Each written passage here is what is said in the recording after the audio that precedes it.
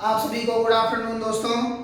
आज की क्लास के लिए जैसा कि हम लोग इतिहास के बारे में पढ़ रहे हैं, पिछली क्लास में हम लोगों ने चंद्रगुप्त द्वितीय के बारे में पढ़ा था, जो कि गुप्त काल के शासक हैं।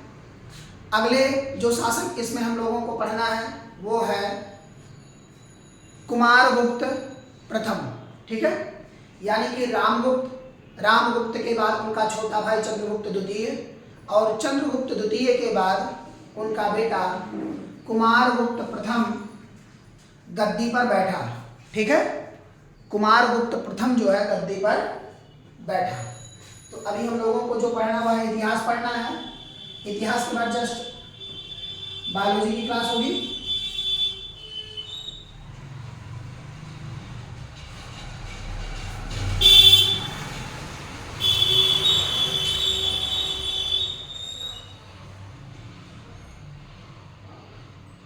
हिस्ट्री।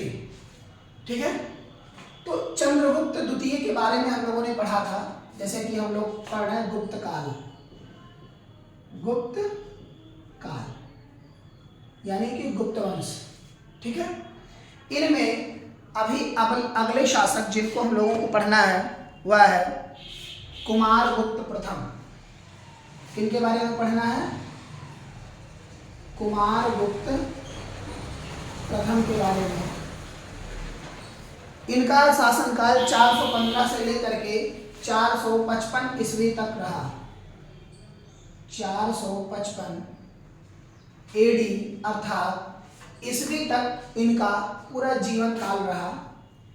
इनकी जो सबसे बड़ी उपलब्धि रही वह उपलब्धि थी नालंदा विश्वविद्यालय की स्थापना। नालंदा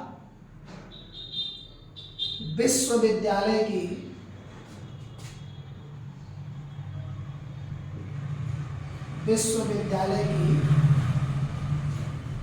स्थापना।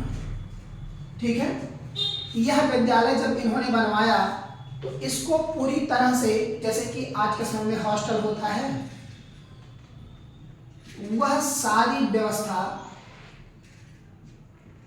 उन्होंने उस विद्यालय के अंतर्गत दिया। यानी कि कहा जाए यह हॉस्टल सहित बहुत ही बड़ा एक शिक्षा का केंद्र था।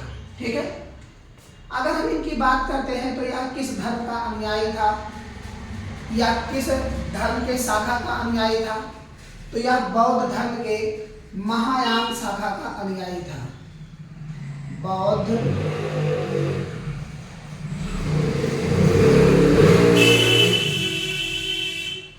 धर्म के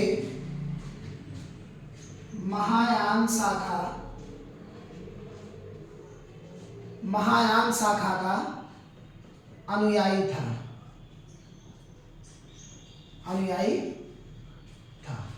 ठीक है, बौद्ध धर्म के महायान शाखा का अनुयायी था। इनके अगर हम पृष्ठभूमि की बात करते हैं पूरी तरह से, तो इनका जीवन काल काफी ज्यादा संघर्षों से पूरी तरह से भरा हुआ था। ठीक है, जैसे कि विल्सन अभिलेख से शासन की प्रथम तिथि प्राप्त होती है। विल्सन अभिलेख से इनके शासन की प्रथम तिथि प्राप्त होती है। यानी कि कैसे? विल्सन अभिलेख से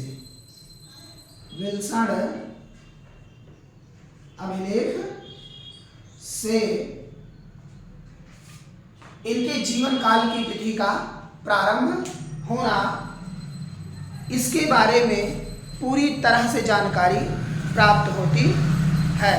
ठीक है, कुमारगुप्त प्रथम के काल में सर्वाधिक अभिलेख प्राप्त हुए हैं। इन्हीं के ही काल में सर्वाधिक अभिलेखों की प्राप्ति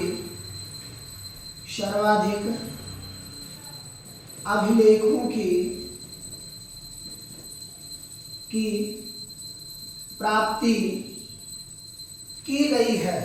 सर्वाधिक अभिलेखों की प्राप्ति की गई है। ठीक है, सुव्यवस्थित शासन का वर्णन मंदसौर अभिलेख से प्राप्त होता है।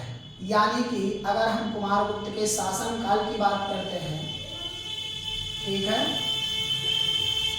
तो यह शासन काल सुव्यवस्थित रूप से बढ़िया से कि कैसे किस प्रकार इन्होंने अपने शासन को चलाया, उस शासन को चलाने की जानकारी पूरी तरह से मंदसौर अभिलेख से प्राप्त होती है। मंदसौर अभिलेख से प्राप्त होती है। किससे? मंदसौर अभिलेख से प्राप्त होती है। इतिहास को अगर पढ़ना है तो इतिहास को इंटरेस्टिंग तरीके से पढ़ा जाता है तो बोरिंग नहीं होती। लेकिन इतिहास को अगर कहा जाए कि इतिहास के ही तरह से पढ़ना है तो वह ज़्यादातर लोगों को बोरिंग लगने लगता है। किसी को नींद आने लगेगी, किसी को झपकी आने लगेगी, या किसी को पानी या चाय पीने का मन करेगा, थकावट महसूस होगा। तो इसको इतिहास के तरह से ही पढ़े, ज़्यादा अच्छा रहेगा, यानी कि मौज मस्ती के साथ। ठीक है। इस मंदसौर अभिलेख की अगर हम रचना का बात करते हैं कि इसकी रचना किसने किया, तो इसकी रचना वत्सभट्टी नामक विद्वान ने किया था।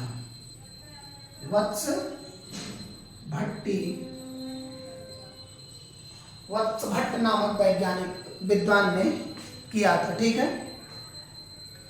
और इसी से ही भारत में पहले विज्ञापन के बारे में जानकारी प्राप्त होती है। जैसे न्यूज़पेपर आज के टाइम में है, न्यूज़पेपर क्या है, एक विज्ञापन के तौर पर है, वहाँ अपने लेखों को लिखवा करके लोग दे देते हैं, जिनसे सारी जानकारियाँ प्राप्त हो जाती हैं।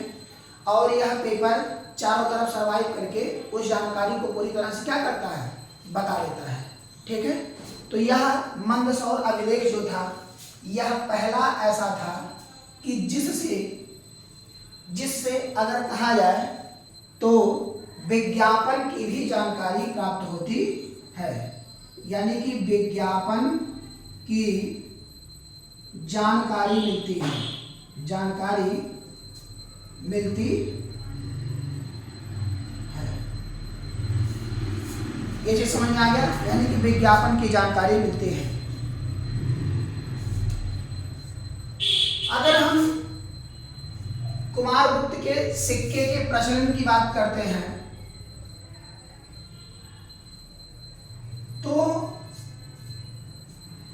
सबसे पहले मध्य भारत में चांदी के सिक्के का प्रचलन,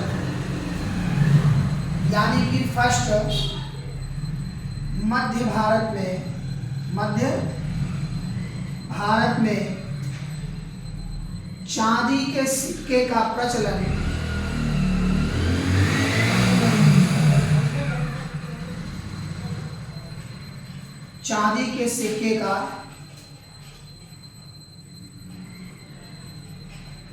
प्रचलन कुमारगुप्त ने ही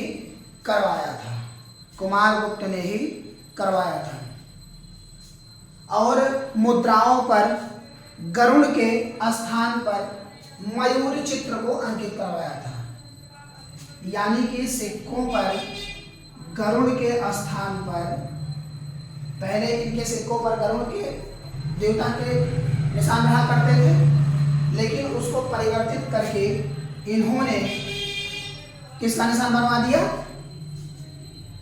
मयूर की आकृति का, मयूर की आकृति। ठीक है। यानी कि हम कह सकते हैं कि मयूर शैली का सिक्का, मयूर शैली के सिक्के का प्रचलन कुमारगुप्त प्रथम ने किया था। ठीक है। अब इनकी उपाधियों की अगर हम बात करते हैं, जैसे ये हम मिटा लेते हैं, इधर आप लोगों का हो चुका होगा।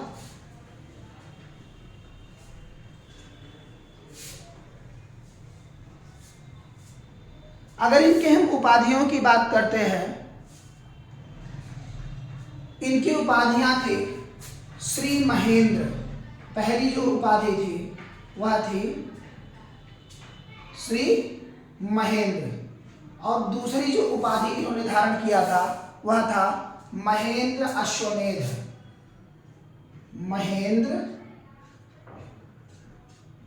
अश्वमेध। क्या था? महेंद्र अश्वमेध। ठीक है, तो ये इतना समझ में आया। इसके आगे जो इसके अगले शासक हुए उनका नाम था स्कंदगुप्त, यानी कि जो कुमारगुप्त का क्या था? उत्तराधिकारी। कुमारगुप्त का उत्तराधिकारी जो था उसका क्या नाम था? स्कंदगुप्त।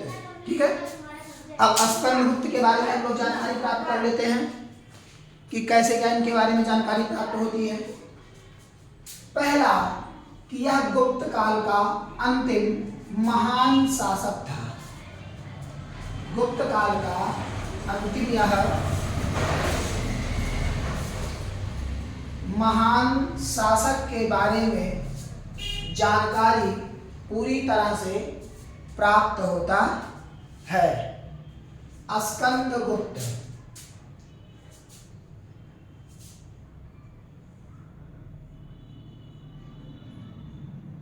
स्कंदगुप्त। ठीक है, अगला शासक। इनके अगर हम समय की बात करते हैं 455 से लेकर के 467 एडी तक, 455 से लेकर 467 एडी तक प्राप्त होता है। एडी तक प्राप्त होता है। अब इनके बारे में हम जानकारियां प्राप्त कर लेते हैं। ठीक है,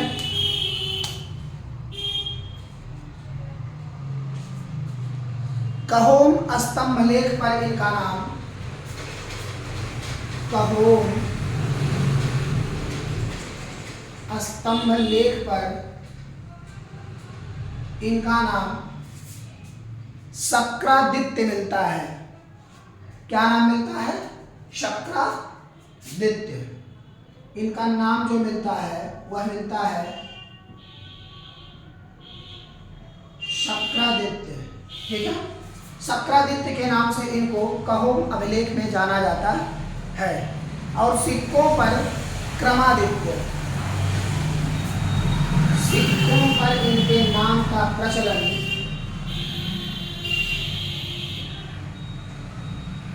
सिक्कों पर नाम क्रमादित्य लिखा जाता है।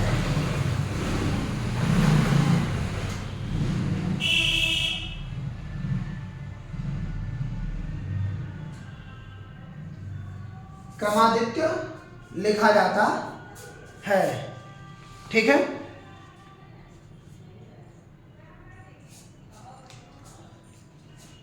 जब स्कंदगुप्त का उस समय शासन चल रहा था तो तत्काल के समय में हूणों का आक्रमण बहुत तेजी से भारत पर बढ़ रहा था। ठीक है, तो जूनागढ़ अभिलेख से, जूनागढ़ अभिलेख से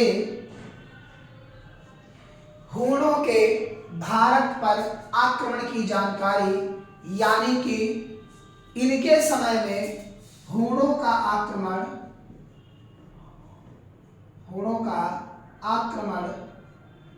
की जानकारी पूरी तरह से प्राप्त होती है।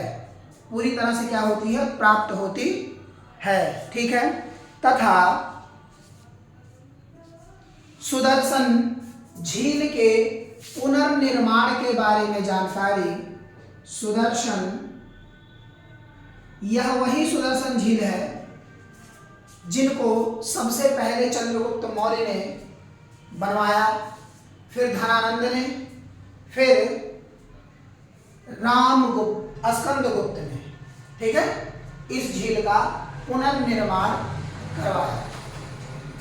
सुदर्शन झील का पुनर्निर्माण कराया। सुदर्शन झील का क्या किया? पुनर्निर्माण कराया। ठीक है,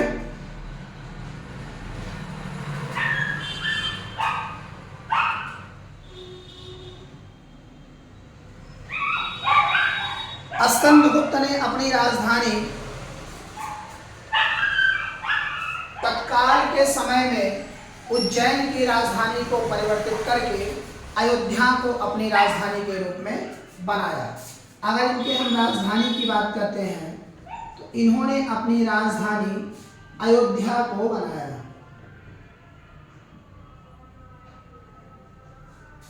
अयोध्या को बनाया, ठीक है। इन्होंने अपनी राजधानी किसको बनाया? अयोध्या को, ठीक है। अब अगला जो है इनका कि स्कंदगुप्त के उत्तराधिकारी के बारे में कि कौन कौन इनके उत्तराधिकारी हुए या गुप्त वंश में किस किन लोगों ने शासन किया, ठीक है। तो पुरुगुप्त, नरसिंहगुप्त द्वितीय, कुमारगुप्त द्वितीय, बुद्धगुप्त, उसके बाद अगले आए भानुगुप्त, ठीक है। भानुगुप्त ने कुछ कार्य किया था जिनका इतिहास में वर्णन मिलता है।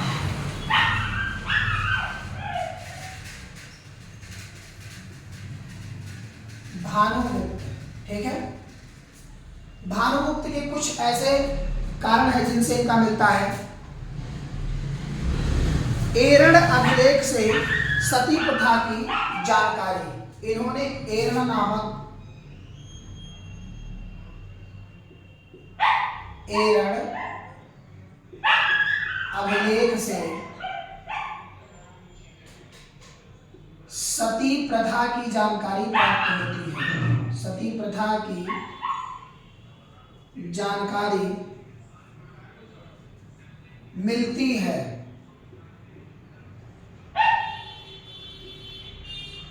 सती प्रथा की जानकारी मिलती है, ठीक है। यहां तक आप सभी के समझ में आ गया होगा। उसके बाद अगला शासक जो हुआ वह हुआ विष्णुगुप्त तृतीय।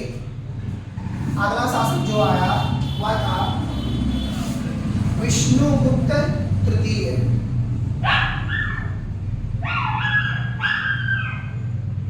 विष्णुगुप्त तृतीय जो कि यह इनका क्या बना? अगला शासक बना। इसने यह अंतिम शासक था। यह गुप्त वंश का क्या था? अंतिम शासक।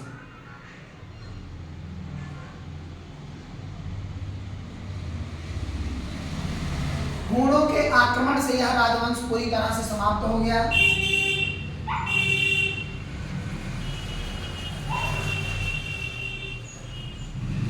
हूणों के आक्रमण से यह राजवंश पूरी तरह से क्या हो गया? समाप्त हो गया। समाप्त हो गया। अजंता गुफा का निर्माण इसने महाराष्ट्र में करवाया। महाराष्ट्र में अजंता गुफा का निर्माण विष्णुगुप्त ने करवाया।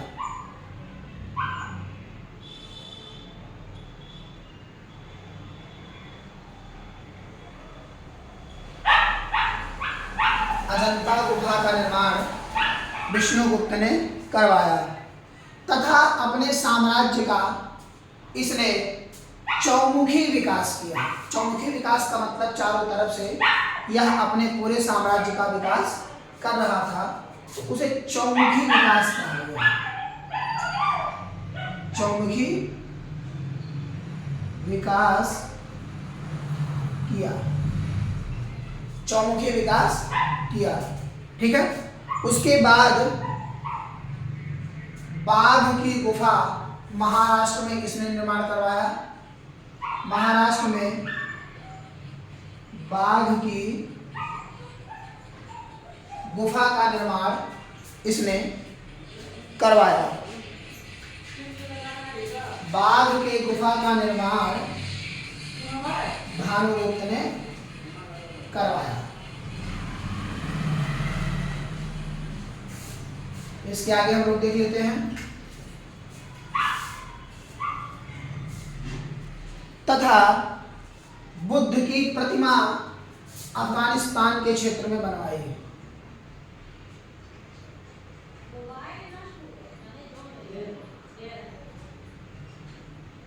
बुद्ध की प्रतिमा, ठीक है, वो भी अफगानिस्तान के क्षेत्र में है। अफगानिस्तान, ठीक है। तो यह गुप्त वंश आज यहाँ जो है पूरी तरह से समाप्त हुआ। अब इनके शासनकाल, मंत्री परिषद एवं संबंधित अधिकारियों के बारे में जानकारी हम लोग अगली क्लास में करेंगे। तब तक के लिए आप सभी लोग हमारे चैनल से जरूर जुड़ें और सब्सक्राइब करना ना भूलें। Thank you.